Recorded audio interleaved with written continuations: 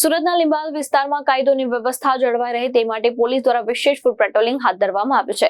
સંવેદનશીલ વિસ્તારમાં પોલીસની સઘન કામગીરીથી અસામાજિક તત્વોમાં ફફડાટ ફેલાયો છે. લીંબાદ પોલીસ દ્વારા વિસ્તારમાં કાયદોની વ્યવસ્થા વધુ મજબૂત બનાવવા માટે ફૂટ પેટ્રોલિંગ હાથ ધરવામાં આવ્યું હતું. લીંબાદ પોલીસ સ્ટેશનની મીઠી ખાડી વિસ્તાર સુધી પોલીસ અધિકારીઓ અને કર્મચારીઓ દ્વારા ફ્લેગ માર્ચ સમાન પેટ્રોલિંગ કરવામાં આવ્યું હતું. પોલીસ ઇન્સ્પેક્ટરની હાજરીમાં સમગ્ર પોલીસ ટીમ રસ્તા પર ઉતરી લોકોમાં સુરક્ષાની ભાવના મજબૂત બનાવવાનો પ્રયાસ કર્યો. સંવેદનશીલ વિસ્તારમાં શંકાસ્પદ લોકો અને વાહનો પર ખાસ નજર રાખવામાં આવી રહી છે.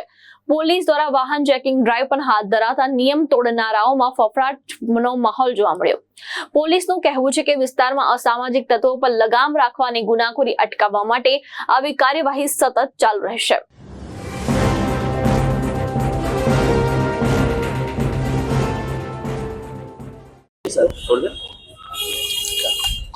માનની સીપી સાહેબની સૂચનાથી આવનારા દિવસોમાં સુરત શહેરના અલગ અલગ વિસ્તારોની અંદર કોમ્બિંગનું આયોજન કરવામાં આવનાર છે, જેના ભાગરૂપે આજે લીંબાયત પોલીસ સ્ટેશનથી એમની શરૂઆત કરવામાં આવી રહી છે.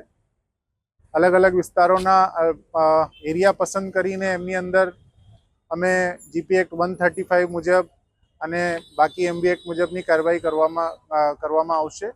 એમાં અમારા અલગ અલગ વિસ્તારોના પોલીસ સ્ટેશનના કર્મચારીઓ અધિકારીઓ જોડાયા છે અને એમનું જે પર્પઝ છે એમાં આ સામાજિક તત્વોના વિરુદ્ધમાં જે કડકાઈથી કાર્યવાહી થાય એ પ્રમાણેની અમારી જોગવાઈ રહેશે.